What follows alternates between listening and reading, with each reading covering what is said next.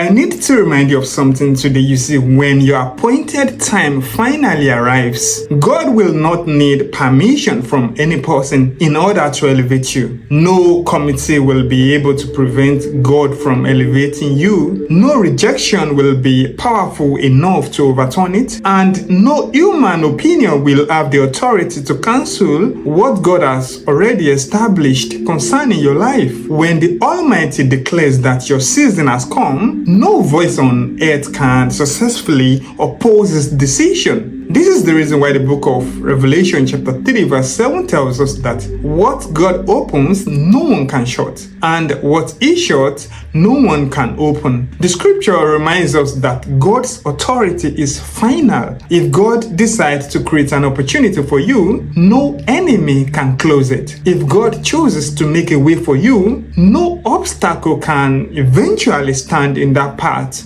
God's decisions are not subject to human approval, and God's plan cannot, be overturned by human resistance. At the same time, you see, if a certain door refuses to open despite all of your effort, you need not to, force your life trying to force your way through. Many times, what appears to be rejection is actually divine protection. God often sees dangers that we cannot actually see, and God understands consequences that we cannot yet understand. There are doors that looks attractive today, but would have, distracted you from your purpose, damaged your peace, or delay the fulfillment of your destiny. What feels like a disappointment now may eventually become one of the greatest reasons you will thank God in the future. Perhaps you've been waiting for a long time and you are beginning to wonder whether God has forgotten about you. Maybe you've prayed the same prayer for months or even years and nothing seems to be changing. If that describes your situation, I want you to understand that delay is not abandonment. In fact, some of the greatest testimonies in scripture came after a long period of waiting. The truth is that the longer the process, the greater the testimony often becomes. We see this clearly in the book of John chapter 11, when Jesus received the news that Lazarus was sick. He did not immediately travel to Bethany. Instead, Jesus deliberately waited. To everyone watching, it seemed as though Jesus, had arrived too late. By the time Jesus reached Bethany, Lazarus had already died and has been buried for several days. His family, was grieving, his friends were mourning, and every visible sign suggested that the situation was beyond recovery. However, Jesus was not late. Jesus was working according to a higher purpose. Jesus understood that a resurrection will reveal the glory of God in a way that simple healing never could. Had it been Lazarus was able to recover from his illness, people would have,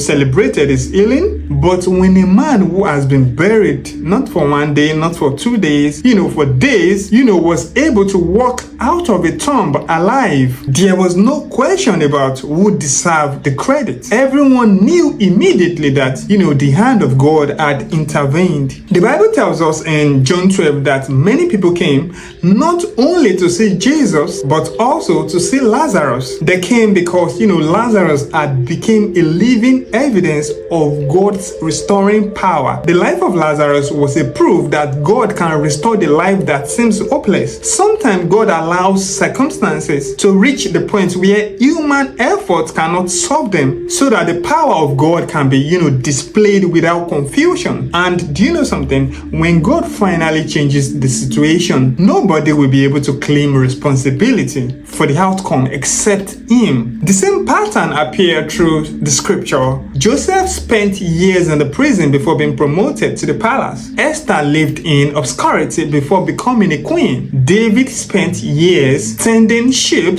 before sitting on a throne. In each case, there was a period where nothing seemed to be happening, but God was quietly preparing the moment that will change everything. When that moment finally arrived, nobody could stop it. No jealousy could delay it. No opposition could, prevent it. No conspiracy conspiracy could destroy it. Only God decided that their appointed time has come. Their promotion became inevitable. This is why the book of Isaiah chapter 60 verse 22 gives us such a very powerful promise. God says, when the time is right, I, the Lord, will make it happen. Notice that God does not, place the responsibility on your connections, your resources, your background, or your qualifications. God places the responsibility on himself. God is the one who opens doors, who creates opportunities, changes circumstances, and fulfills promises. Therefore, do not be ashamed of where you are right now. Do not allow your present situation to limit your expectation for the future. God is still writing your story, and the chapter you are living through today is not the final chapter. There are promises yet to be fulfilled, victories yet to be revealed, prayers yet to be answered by God, and